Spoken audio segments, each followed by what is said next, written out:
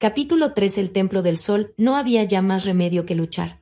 Ni tuve ventaja alguna al saltar, espada en mano, en el corredor, ante los dos Terns, porque mi intempestivo estornudo les había advertido de mi presencia y me esperaban. No se pronunció palabra alguna. Hubiese sido perder aliento inútilmente. La presencia misma de los dos Terns proclamaba su traición. Que me seguían para cogerme desprevenido era evidente, y ellos, por supuesto, debieron de conocer que yo conocía su plan. En un instante me hallé luchando con los dos, y aunque aborrezco hasta el nombre de Tern, debo en justicia confesar que son grandes espadachines, y estos dos no eran excepción a esta regla, a no ser que fuesen aún más hábiles y valientes que la generalidad de su raza. Mientras duró, fue el más reñido encuentro que he tenido. 2 veces, por lo menos, escapé de una herida mortal en el pecho, solo por la maravillosa agilidad de que están dotados mis músculos terrenales bajo las condiciones de gravedad menor y menor presión de aire de Marte. Pero aún así, aquel día me encontré muy cerca de la muerte en el sombrío corredor debajo del polo sur de Marte, porque Lake me hizo una jugarreta que, con toda mi experiencia de combate sobre los dos planetas, nunca había presenciado otra anteriormente. El otro Tern me atacaba y yo le obligué a retroceder, tocándole en distintos sitios con la punta de mi espada hasta hacerle sangrar por una docena de heridas, sin poder, sin embargo, penetrar su maravillosa defensa para llegar a un punto vulnerable durante el breve espacio que me hubiera bastado para mandarle con sus antepasados. Fue entonces cuando Lake se soltó el cinturón, y al retroceder yo para parar un mal golpe, rodeó con uno de sus extremos uno de mis tobillos, mientras que, tirando con fuerza del otro extremo, logró dar conmigo en tierra, donde caí pesadamente de espaldas. Después, los Terns saltaron como panteras sobre mí, pero no habían contado con Gola, y antes de que pudiesen herirme, una rugiente personificación de 1000 demonios se precipitó sobre mi postrado cuerpo y mi leal perro marciano cargaba sobre ellos. Imaginaos, si podéis, un inmenso oso con 10 patas, armado de poderosos espolones, con enorme boca de rana, que partía su cabeza de oreja a oreja, dejando ver 3 hileras de largos y blancos colmillos. Después, dotada esta criatura de vuestra imaginación con la agilidad y ferocidad de un tigre de Bengala, hambriento y la fuerza de un par de toros bravos, y tendréis una ligera idea de lo que era Gola en acción. Antes de que pudiese impedirlo, había hecho una gelatina de Lake, con solo un golpe de una de sus poderosas patas, y materialmente destrozado al otro. Sin embargo, cuando le llamé con dureza, se agazapó humildemente como si hubiera hecho algo digno de censura y castigo. Nunca he tenido valor para castigar a Gola durante los largos años que han transcurrido desde aquel primer día sobre Marte, cuando el verde jet de los Tarks le había encargado de mi defensa y yo había logrado su cariño y lealtad, a despecho de sus antiguos y descastados amos. Sin embargo, creo que se hubiese sometido a cualquier crueldad que hubiera podido infligirle. Tan maravilloso es su cariño hacia mí. La diadema en el centro del círculo de oro que llevaba Lake sobre la frente le proclama Tern sagrado, mientras su compañero, que no llevaba este adorno, era Tern menor, aunque por su armadura deduje que había llegado al cielo noveno, que es inferior tan solo a Tern sagrado. Mientras contemplaba el espantoso estrago causado por Gola, recordé aquella otra ocasión en que me había disfrazado con la peluca, diadema y armadura de Sate Trog, el Tern sagrado a quien Tuvia de Pesetark mató, y se me ocurrió que valía la pena utilizarlos de Lake con el mismo fin. Un momento después había arrancado la peluca amarilla de su cabeza calva y la había transferido, con sus correajes, a mi propia persona. Gola no aprobó la metamorfosis. Me olfateó, gruñendo muchísimo, pero cuando le hablé y acaricié su enorme cabeza, por fin se reconcilió con el cambio y, obediente, trotó tras de mí por el corredor en la dirección que seguíamos cuando nuestro paso fue cortado por los Terns. Avanzábamos ahora cautelosamente, advertidos por el fragmento de conversación que había sorprendido. Yo iba al lado de Gola para tener el beneficio de nuestros 4 ojos, por lo que de repente pudiese aparecer, amenazándonos, y bien nos vino el estar prevenidos. Al final de un tramo de estrechos escalones, el corredor retrocedía repentinamente en la misma dirección, de modo que en aquel punto formaba una S perfecta, al extremo superior de la cual desembocaba en una gran habitación, mal alumbrada, cuyo piso estaba completamente cubierto de serpientes venenosas y asquerosos reptiles. Haber intentado cruzarla equivaldría a precipitarse a la muerte, y durante un segundo quedé completamente desanimado. Después comprendí que Turit y Metaishan, con sus acompañantes, debían de haberla atravesado de alguna manera, por tanto, existía un camino. A no ser por el afortunado incidente que me permitió oír una pequeña parte de la conversación de los Terns, nos hubiésemos metido de lleno entre aquella serpeante masa destructiva, y un solo paso hubiera bastado para sellar allí mismo nuestra muerte. Aquellos eran los únicos reptiles que había visto en Barsoom, pero los conocí por su semejanza a los restos fósiles de especies que se suponían extinguidas y que había visto en los museos de Helium, los cuales comprendían muchos de los conocidos y prehistóricos reptiles, lo mismo que otros no descubiertos. Jamás había aparecido a mi vista una colección de más espantosos monstruos. Sería inútil tratar de describirlos a los hombres de la Tierra, puesto que la sustancia es lo único que poseen en común con ninguna criatura, del pasado ni del presente, con lo cual os halléis familiarizados. Hasta su veneno es de una virulencia tanto o más fuerte que la terrestre, que, por comparación, la cobra real parecería tan inofensiva como un gusanillo. Al descubrirme, los que estaban más cerca de la puerta quisieron precipitarse fuera, pero una hilera de bombillas de radio, colocada en la entrada, los obligó a detenerse. Era evidente que no se atrevían a cruzar aquella línea de luces. Yo estaba seguro de que no se atreverían a salir de la habitación, aunque sin saber lo que se lo impedía. El mero hecho de no haber encontrado reptiles en el corredor que acabábamos de recorrer era seguridad bastante de que no se aventuraban por allí. Separé a Gola del peligro y me puse a observar cuidadosamente cuanto de la cámara de los reptiles podía ver desde donde me hallaba. Según mis ojos se iban acostumbrando a la débil luz de su interior, divisé gradualmente una galería al extremo opuesto de la habitación, a la cual daban varias puertas. Acercándome a la entrada lo más que pude, seguí con la vista la galería, descubriendo que rodeaba la habitación hasta donde alcanzaba mi vista.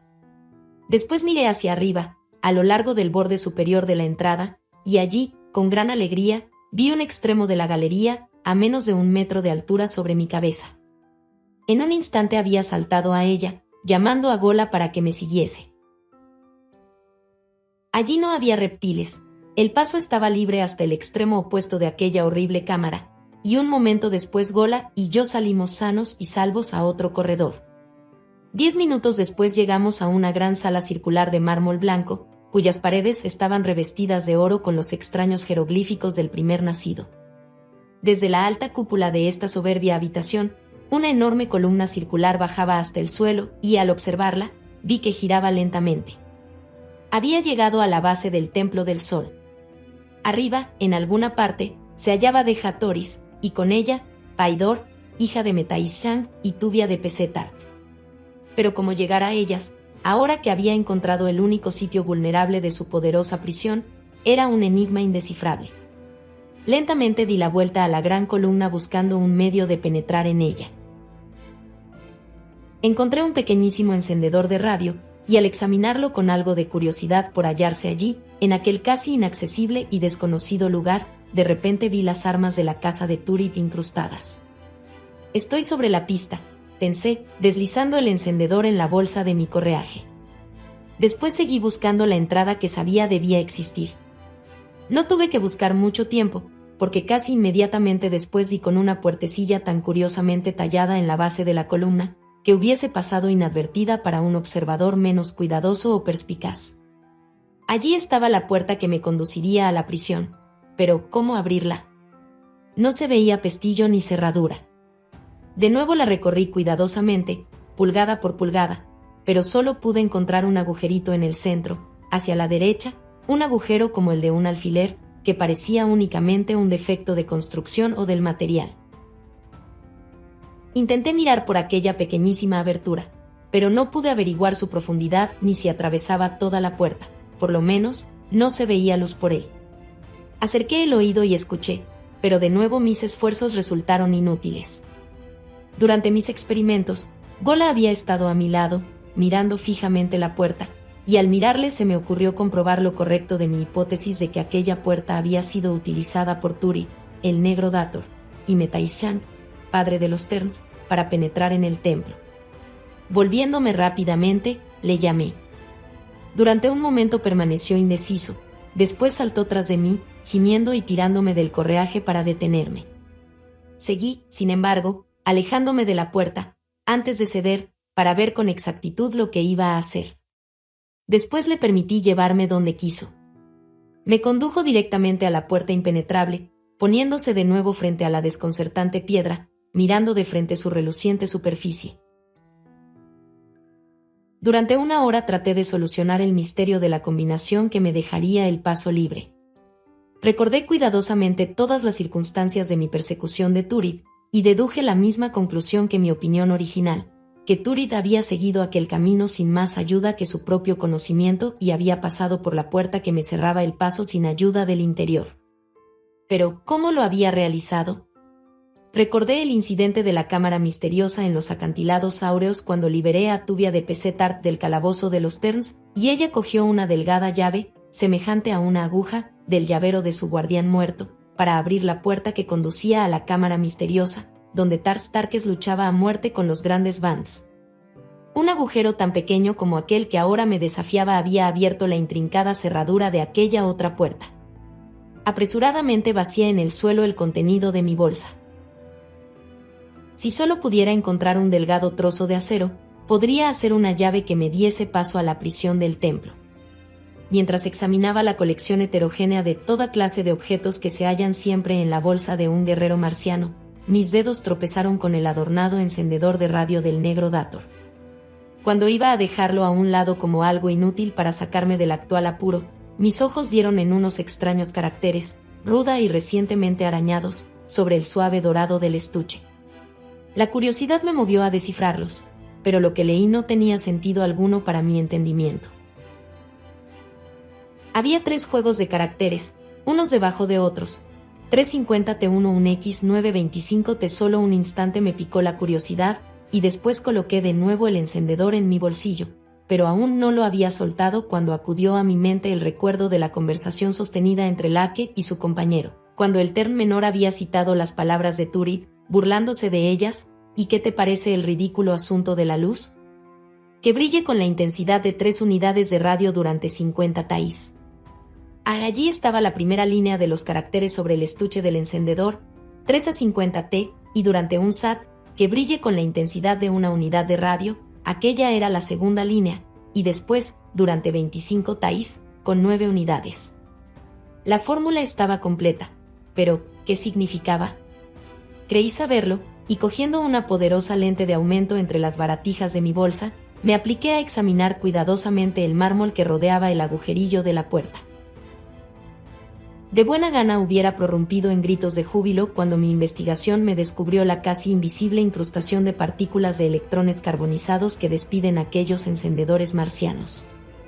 Era evidente que durante innumerables siglos encendedores de radio habían sido aplicados al agujerito, y para aquello solo existía una aplicación: el mecanismo de la cerradura estaba movido por los rayos de luz, y yo, John Carter, príncipe de Helium, tenía en mi mano la combinación arañada por la mano de mi enemigo sobre el estuche de su propio encendedor.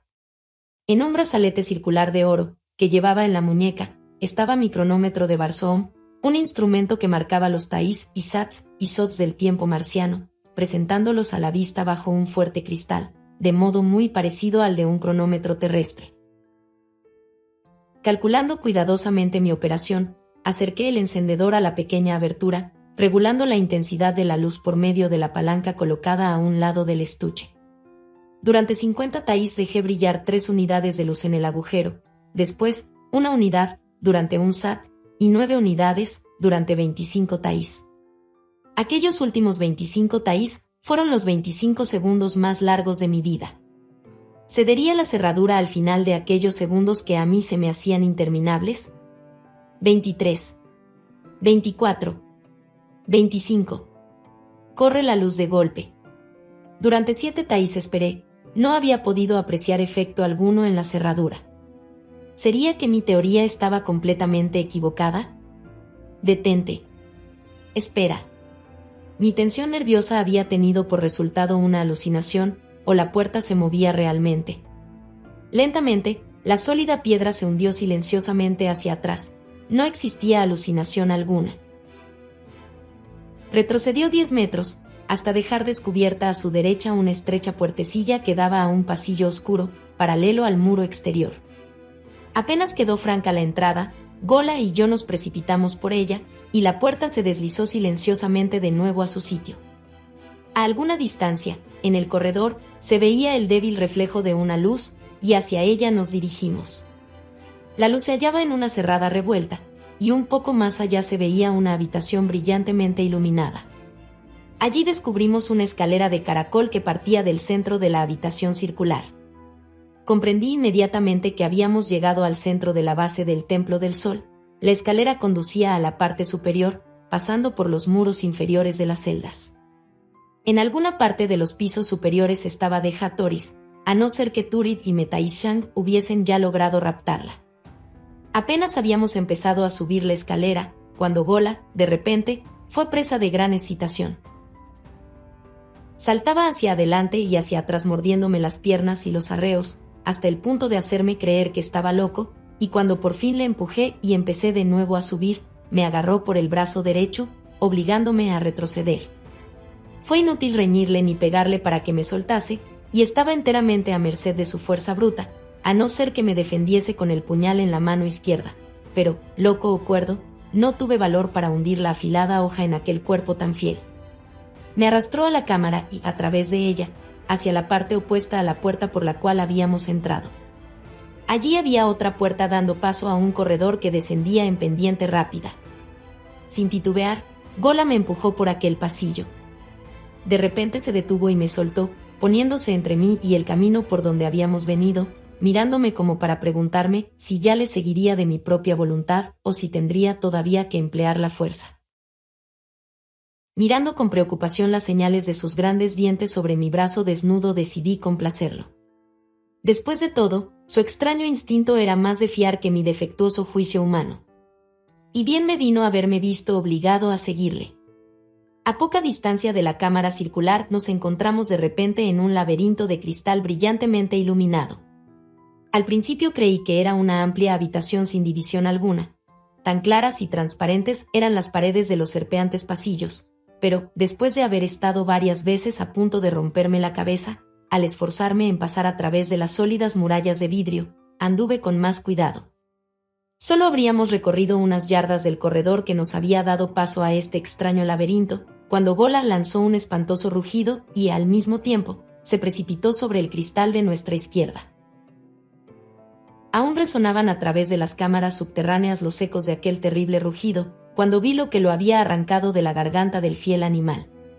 A lo lejos discerní vagamente las figuras de 8 personas, 3 mujeres y 5 hombres, los cuales, vistos a través de los muchos cristales que nos separaban y parecían envolverlos en una nube, asemejaban seres fantásticos de otro mundo. En el mismo instante, evidentemente asustados por el fiero rugido de Gola, se detuvieron y miraron a su alrededor. Entonces, de repente, uno de ellos, una mujer, tendió sus brazos hacia mí, y a una tan gran distancia pude ver que sus labios se movían. Era Deja Toris, mi siempre hermosa y siempre joven princesa de Helium. Con ella estaba Tuvia de Pesetart, Paidor, hija de Metaishang, Turid, el padre de los Terns, y los 3 Terns menores que los habían acompañado. Turid me amenazó con el puño, y 2 de los Terns agarraron con rudeza de los brazos a Deja Toris y Tuvia, obligándolas a apretar el paso. Un momento después habían desaparecido por un corredor de piedra, más allá del laberinto de cristal. Dicen que el amor es ciego, pero un amor tan grande como el de Deja Toris, que me conoció hasta disfrazado de Tern y a través del laberinto de cristal, debe ciertamente de estar muy lejos de ser ciego. Capítulo 4. La Torre Secreta. No tengo valor para relatar los monótonos acontecimientos de los tediosos días que Gola y yo pasamos averiguando nuestro camino a través del laberinto de cristal y atravesando por las oscuras y torcidas sendas que nos condujeron por debajo del Valle del Dor y los acantilados áureos hasta las montañas de Outisi, justamente encima del Valle de las Almas Perdidas, aquel lamentable purgatorio habitado por los pobres desgraciados que no se atreven a continuar su abandonada peregrinación al Dor ni volverse a los varios países del mundo exterior de donde han venido. Allí la pista de los raptores de Deja Toris nos conducía a un lago de la base de la montaña, a través de pendientes y ásperos barrancos, junto a imponentes precipicios y, a veces, por el valle, donde tuvimos que luchar frecuentemente con miembros de varias tribus salvajes que forman la población de aquel extraño valle de desesperación. Pero logramos atravesarlo todo y llegar a un camino que conducía a una estrecha garganta que, a cada paso, se hacía más impracticable, hasta que apareció a nuestra vista una poderosa fortaleza enterrada al pie de una montaña que la cobijaba. Aquel era el escondite secreto de Metaischang, padre de los Terns. Allí, rodeado de unos cuantos fieles, el ecador de la antigua fe, que antes había tenido a sus órdenes millones de vasallos y subordinados, dispensaba la espiritual doctrina entre la media docena de naciones de Barsoom que aún se aferraban tenazmente a su falsa y desacreditada religión. Estaba oscureciendo cuando apercibimos los muros, al parecer inaccesibles, de aquella montañosa fortaleza, y para no ser vistos me retiré con gola detrás de un promontorio de granito en medio de un grupo del duro y morado césped que crece en los estériles terrenos de Outisi. Allí permanecimos hasta que la rápida transición de día a noche se hubo efectuado. Después me deslicé hacia los muros de la fortaleza, buscando el medio de penetrar en ella. Bien fuese por descuido o por demasiada confianza en la supuesta inaccesibilidad de su escondite, la verja estaba abierta de par en par. Al otro lado había unos cuantos guerreros, riendo y comentando uno de sus incomprensibles juegos barsomianos. Observé que entre ellos no estaba ninguno de los que habían acompañado a Turid y Metaischang, y así, confiado en mi disfraz, franqueé valerosamente la entrada y me acerqué a ellos. Los hombres interrumpieron su juego y me miraron, pero no manifestaron sospecha alguna. Del mismo modo miraron a Gola, que me seguía gruñendo. «Cae», dije, saludando en verdadero estilo marciano, y los guerreros suspendieron su juego y se levantaron para saludarme. «Acabo de hallar el camino desde los acantilados dorados», proseguí, «y deseo que me dé audiencia el ecador Metaischang, padre de los Terns». «¿Dónde podré hallarlo?». «Sígueme», dijo uno de los guerreros, y volviéndose, me llevó, cruzando el patio exterior, hacia un segundo muro apuntalado. Ignoro cómo no me inspiró sospecha la aparente facilidad con que al parecer les engañaba, a no ser por el hecho de estar mi mente tan embebida con aquella rápida visión de mi amada princesa, para no quedar en ella lugar para nada más. Pero sea lo que fuere, lo cierto es que yo seguía alegremente a mi guía directamente a las garras de la muerte. Supe después que Terns espías habían anunciado mi llegada horas antes de haber llegado yo a la oculta fortaleza. La verja había quedado abierta, a propósito, para tentarme. Los guardias, bien adiestrados en su conspiración, y yo, más parecido a un colegial que a un maduro guerrero, corrí apresuradamente a meterme en la trampa. Al extremo del patio exterior una puertecilla daba entrada al ángulo formado por uno de los puntales en el muro. Allí mi conductor sacó una llave y abrió la puerta. Después, retrocediendo, me hizo seña de que entrase. «Metaischang está en el patio del templo», al otro lado dijo, y al pasar Gola y yo cerró rápidamente la puerta. La odiosa carcajada que llegó a mis oídos, a través de la fuerte puerta, después de haber oído dar la vuelta a la llave, fue mi primera sospecha de que todo no marchaba tan bien como me figuraba. Me encontré en una pequeña cámara circular abierta dentro del puntal. Ante mí había una puerta que conducía probablemente al patio interior del otro lado. Antes de franquearla, titubeé un momento. Entonces se confirmaron todas mis sospechas, si bien algo tarde. Enseguida, encogiéndome de hombros, abrí la puerta y salí al patio interior, alumbrado por antorchas. Directamente, enfrente de mí, se levantaba una pesada torre de unos 300 metros de altura. Era del estilo extrañamente hermoso de la arquitectura moderna barsomiana. Toda su superficie estaba tallada en atrevidos relieves, con dibujos intrincados y fantásticos. A una altura de 30 metros sobre el patio, y dominándolo, había un ancho balcón, y allí, por cierto, estaba Metaischang, y a su lado Turid, Paidor, Tubia y Deja Toris, estas últimas cargadas de cadenas. Detrás de ellos se encontraban varios guerreros. Al entrar yo en el patio todas las miradas se dirigieron hacia mí. Una siniestra sonrisa entreabrió los crueles labios de Metaischang. Turid me lanzó un insulto, y con gesto familiar puso una mano sobre el hombro de mi princesa.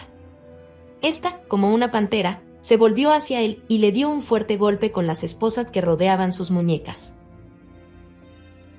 Turid, de no haberse interpuesto Metaischang, hubiera devuelto el golpe, y pude entonces observar que los dos hombres no parecían mantener cordiales relaciones, porque los Terns eran arrogantes y dominantes, como si quisieran hacer claramente ver al primer nacido que la princesa de Helium era propiedad del padre de los Terns. Y la actitud de Turid, respecto al anciano Ecador, no demostraba la menor simpatía ni respeto. Cuando cesó el altercado, Metaisshang se volvió hacia mí. «Hombre de la tierra», exclamó, «mereces una muerte mucho más innoble de la que nuestro debilitado poder nos permite darte. Pero para que la muerte que te espera esta noche te sea doblemente amarga, has de saber que, en cuanto mueras, tu viuda será la esposa de Metaisshang, Ecador de los sagrados Terns, durante un año marciano. Al final de ese tiempo, como sabes, será abandonada, según nuestra ley, pero no, como es costumbre, para llevar una vida tranquila y honrada, respetada como alta sacerdotisa de algún venerado santuario. En vez de ello, Deja Toris, princesa de Helium, será el juguete de mis ayudantes, quizá hasta de tu más odiado enemigo, Turid, el negro Dator». Cuando cesó de hablar esperó en silencio, evidentemente, algún desahogo de rabia de mi parte, algo que hubiese aumentado el deleite de su venganza. Pero no le di la satisfacción que deseaba. En vez de ello, hice lo que más podía aumentar su rabia y su odio hacia mí, y porque sabía que, muerto, Deja Toris hallaría también el medio de morir antes de que pudiesen acumular sobre ella más ultrajes y tormentos. De todos los sagrados desagrados que veneran y adoran los Terns, ninguno más reverenciado que la peluca amarilla que cubre sus peladas cabezas, y después de estas, el círculo de oro y la gran diadema, cuyos brillantes rayos marcan la llegada al 10º cielo. Y sabiendo esto, me quité la peluca y el círculo y los tiré despreciativamente sobre las piedras del patio. Después me limpié los pies con los rizos rubios, y mientras del balcón se levantaba un rugido de rabia, escupí sobre la sagrada diadema. Metaisshang se puso lívido de rabia, pero sobre los labios de Turid pude ver una horrible y burlona sonrisa, porque él no tenía aquellas cosas por sagradas. Así, pues, para que mi acción no le resultase demasiado divertida, grité, y lo mismo hice con los atributos sagrados de Isis, diosa de la vida eterna, antes de entregarla a las turbas que la habían adorado anteriormente, para ser por ellas despedazada en su propio templo. Esto puso término a la sonrisa de Turid, porque había gozado de gran favor cerca de Isis. «Pongamos fin a todas estas blasfemias», exclamó, volviéndose al padre de los Terns.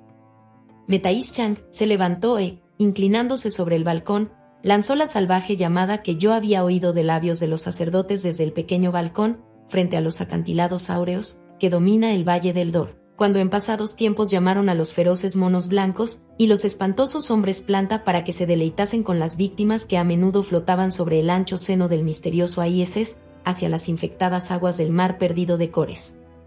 «Liberad la muerte», gritó, e inmediatamente una docena de puertas, en la base de la torre, se abrieron y una docena de horribles Vans saltaron a la arena. No era aquella la primera vez que me había encontrado frente a los feroces Vans de Barsoom, pero nunca me había hallado desarmado frente a una docena de ellos. Aún ayudado por el fiero Gola, no podía aquel combate tan desigual tener más que un desenlace. Durante un instante, las fieras titubearon bajo la brillante luz de las antorchas, pero enseguida, acostumbrándose sus ojos a ellas, se dirigieron a nosotros y avanzaron con las melenas erizadas, azotándose los lados con sus poderosas colas y lanzando profundos rugidos.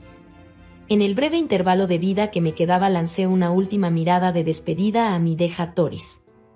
Su hermoso rostro expresaba horror profundo, y al encontrarse mis ojos con los suyos extendió hacia mí sus brazos, luchando con los guardianes que ahora la retenían, tratando de tirarse por el balcón al patio para poder compartir conmigo la muerte. Después, al ver que los Vans me rodeaban, se volvió y escondió su querido rostro entre las manos. De repente, mi atención fue atraída hacia Tuvia de Pesetart. La hermosa muchacha estaba muy inclinada sobre el balcón y con los ojos brillantes de emoción. Los Vans iban a caer sobre mí, pero no podía apartar mi mirada de las facciones de la muchacha roja, porque comprendía que su expresión significaba todo menos regocijo por la feroz diversión que le proporcionaba la terrible tragedia que pronto iba a desarrollarse ante sus ojos. Allí había algo profundamente oculto, y yo trataba de averiguar lo que era. Durante un momento, confiado en mis músculos y agilidad terrenales, Pensé escapar de los Vance y llegar al balcón, lo que podía haber hecho fácilmente, pero no tuve valor para abandonar a mi fiel Gola y dejarle morir solo bajo los crueles colmillos de los hambrientos Vance. No era esto costumbre de Barsoom ni tampoco de John Carter. Después, el secreto de la emoción de Tubia se hizo aparente al salir de sus labios un suave maullido, que ya había oído otra vez, cuando, bajo los acantilados áureos, llamó a los feroces Vance y les condujo como una pastora conduciría a sus inocentes y mansos corderos. A la primera nota de aquel sonido calmante, los Vance se detuvieron, y cada fiera cabeza se levantó como buscando la procedencia de la llamada familiar. Poco después descubrieron a la muchacha roja en el balcón y, volviéndose, demostraron que la reconocían, lanzando rugidos de bienvenida. Los guardias se precipitaron para llevársela, pero antes de conseguirlo, ella había dado sus órdenes a las fieras que le escuchaban, y todos a una se volvieron y se dirigieron a sus antros. «No tienes que temerlas», John Carter gritó Tubia antes de que pudieran hacerla callar. «Esos Vance no te harán ya daño nunca, ni a Gola tampoco». Era lo único que me importaba saber. Ya no había nada que me separase del balcón. Así, pues, dando un gran salto, me agarré a él. En un instante todo fue confusión. Metaishang retrocedió. Turit dio un salto hacia adelante con la espada desenvainada para traspasarme. De nuevo, Deja Toris descargó sus pesados hierros sobre el negro, obligándole a retroceder. Después, Metaishang la agarró por la cintura y la arrastró hacia una puerta que conducía al interior. Durante un instante, Turit titubeó, y después, como temiendo que el padre de los Terns se escapase con la princesa de Helium, también salió tras ellos precipitadamente del balcón. Paidor fue la única que conservó su tranquilidad. Ordenó a 2 de los guardias que se llevasen a Tubia de Pesetar, a los otros, que se quedasen y me impidiesen seguirla. Después se volvió hacia mí. John Carter exclamó, «Por última vez te ofrezco el amor de Paidor, hija del sagrado Ecador. Acéptalo, y tu princesa será devuelta a la corte de su abuelo, y tú vivirás dichoso y feliz. Rehúsalo, y la suerte con que la ha amenazado mi padre caerá sobre Deja Toris. Ahora ya no puedes salvarla, porque ya se hallarán en un sitio donde ni tú siquiera podrás seguirles. Rehúsa, y nada podrá salvarte, porque, aunque se te facilitó el camino de la fortaleza de los sagrados Terns, la salida se te ha hecho imposible». «¿Qué dices?». Antes de hacerme la pregunta sabías la contestación, Paidor, exclamé. «Dejadme pasar». Grité a los guardias, porque John Carter, príncipe de Helium, pasará. Diciendo esto salté la balaustrada que rodeaba el balcón, y con desnuda espada hice frente a mis enemigos. Eran 3, pero Paidor debió de adivinar el resultado de la lucha, porque, volviéndose, huyó del balcón en cuanto vio que yo no aceptaba su proposición. Los 3 guerreros no esperaron mi ataque, se precipitaron simultáneamente sobre mí, y fue esto lo que me dio ventaja, porque se estorbaban unos a otros en el reducido recinto del balcón, de modo que el más adelantado cayó sobre la hoja de mi acero al primer ataque. La mancha roja que había en su punta exasperó la antigua sed de sangre del luchador que siempre ha existido con tanta fuerza dentro de mi pecho. Así fue que mi hoja cortaba el aire con una ligereza y mortal exactitud, que sumió a los otros 2 Terns en profunda desesperación. Cuando por fin mi afilado acero dio en el corazón de uno de ellos, el otro echó a correr, y adivinando que seguiría el mismo camino que los que tanto me importaba encontrar, le dejé alejarse lo suficiente para que pudiera creerse a salvo. Recorrió precipitadamente varias habitaciones interiores hasta llegar a una escalera de caracol. Se precipitó por ella y yo tras él. Al extremo superior llegamos a una pequeña cámara, en la que solo había una ventana que dominaba las colinas de Outisi y el Valle de las Almas Perdidas, que se extendía al otro lado. El guerrero se precipitó sobre lo que parecía un trozo de pared, frente a la ventana. Enseguida adiviné que era una salida secreta de la habitación y me detuve para darle tiempo de abrirla, porque a mí no me importaba nada la vida de aquel pobre servidor, lo único que deseaba era tener franco el paso tras Deja Toris, mi perdida princesa. Pero por más que hizo, la pared no cedió ni a la astucia ni a la fuerza, así es que, desistiendo, se volvió a hacerme frente. «Sigue tu camino, Tern», le dije señalando hacia la escalera por la cual acabábamos de subir. «No tengo nada contra ti ni quiero quitarte la vida. Ve». Su contestación fue precipitarse sobre mí, espada en mano, tan de repente que estuve a punto de caer al primer envite. Así, pues, no tuve más remedio que darle lo que pedía, y lo más rápidamente posible para no detenerme demasiado en aquella cámara, mientras Metaishang y Turid se llevaban a Deja Toris y Tubia de Pesetar. El guerrero era hábil, lleno de recursos y sumamente tramposo. En efecto, parecía ignorar por completo que existiese un código de honor, porque constantemente faltaba a una docena de costumbres guerreras varsomianas, a las cuales un hombre honrado antes moriría que faltar. Hasta llegó a arrancarse su santa peluca y tirármela a la cara para cegarme durante un momento, mientras acometía a mi pecho descubierto. Sin embargo, al acometerme, esquivé el golpe, porque había peleado otras veces con los Terns, y aunque ninguno había recurrido precisamente al mismo truco, sabía que eran los menos honorables y los más traicioneros combatientes de Marte, y así, pues, estaba siempre alerta a cualquier nuevo y endiablado subterfugio cuando combatía con uno de su raza. Pero por fin se pasó de raya, porque sacando el puñal lo tiró como una flecha sobre mi cuerpo, al mismo tiempo que se precipitaba sobre mí con la espada.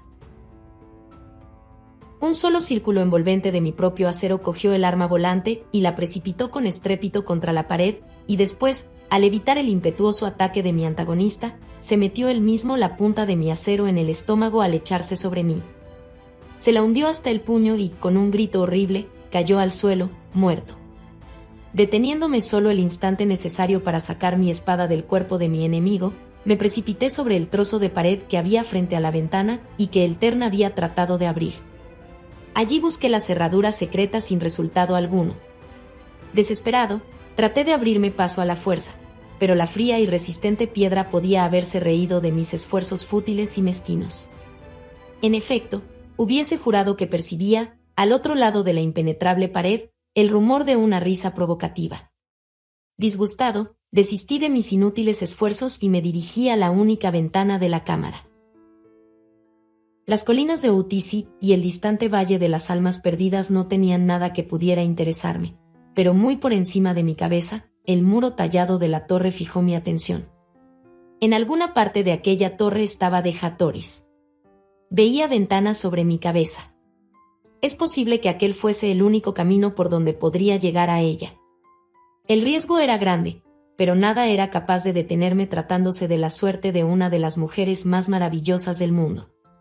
Miré hacia abajo.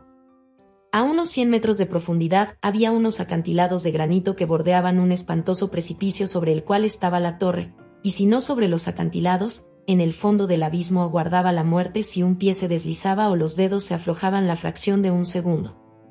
Pero no había otro camino y, encogiéndome de hombros, lo cual, debo confesar, era debido en parte a un estremecimiento de horror, subí al alféizar de la ventana y empecé mi peligrosa ascensión. Con gran terror encontré que, distinta a la ornamentación de casi todos los edificios de Helium, el borde de las tallas estaba generalmente redondeado, de modo que, como mucho, apenas me podía sostener en un precario equilibrio. A 50 metros sobre mí empezaban una serie de piedras cilíndricas que sobresalían unos 10 centímetros. Estas, por lo visto, rodeaban la torre a intervalos de 6 metros en trozos de otros 6 metros de separación, y como cada piedra sobresalía 8 o 10 centímetros de la superficie de la ornamentación, ofrecían un modo de subir comparativamente fácil si se lograba llegar a ellas.